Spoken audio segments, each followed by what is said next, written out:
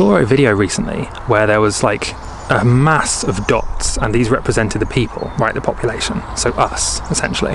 And then in this mass of dots on the left-hand side, there was a very, very tiny piece of dust. You can barely see it.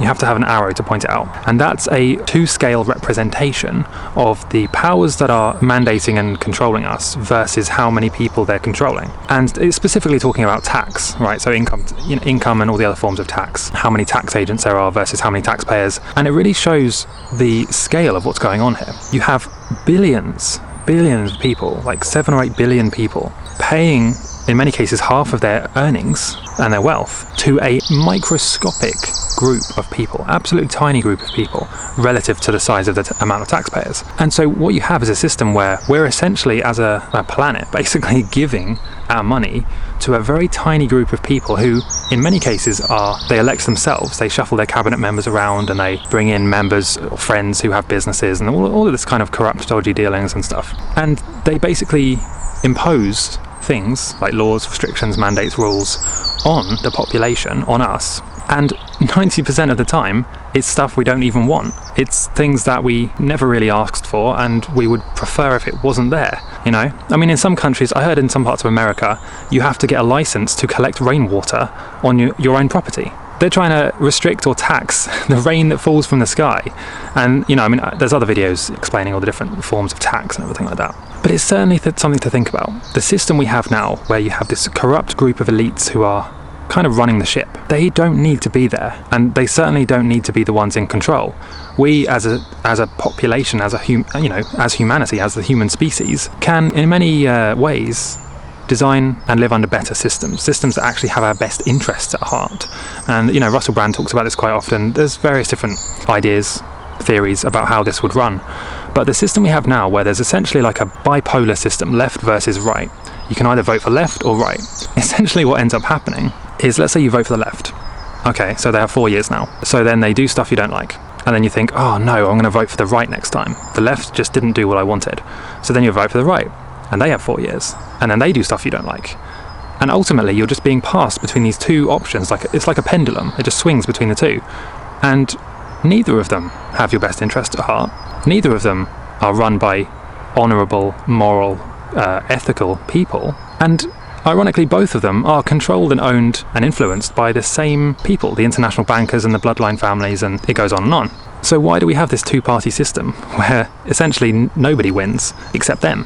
No matter whether you vote left or right or in the middle or don't vote at all, their agendas get passed anyway. They do these things without it mattering. So there must be a better way, right? There must be a better system. And I think there is. I think it's going to be based on international small communities. So it will be like country, and then within that you have states, and then within that you have tribes or communities, smaller communities like humanity has had since the dawn of history. We've had these smaller tribes and communities. And then within those communities you have elected people who lead based on their ability to lead, and not based on their money or their status, but based on their ability to lead and their morality as a person. And even then, you know, they actually listen to the people and do what they are there to do. So I think that's going to be part of the answer, but not the whole answer. Of course, it's a long way to go. But what I think we're seeing now is a massive distrust of the authoritative organisations that have been there for so long. The health organisations, the governments, the institutions that are supposed to be there to look out for us and to have our best interest at heart, have essentially deceived us.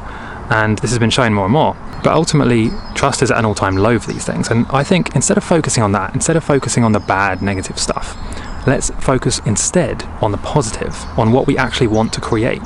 We want to create a system, a new world, where everybody's interests are taken into consideration, where people have governments essentially running things, but in terms of our best interests. They're not doing it for their own profits and agendas and careers, but instead they're doing it because we're telling them what to do. Let's take any issue, for example. Let's take, public waste collection or something, and any issue that you would have a vote on in, like, the House of Commons or in a Parliament situation.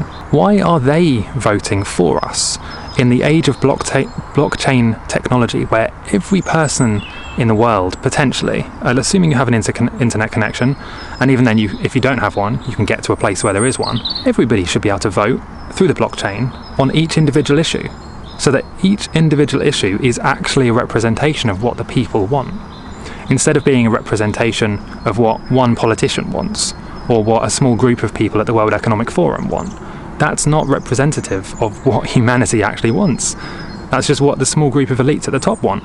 And as an example, right, they want you to own nothing and be happy. And then for that to happen, they have to own everything and rent it to you. So of course they want that, but do you want that? Do you want to own nothing?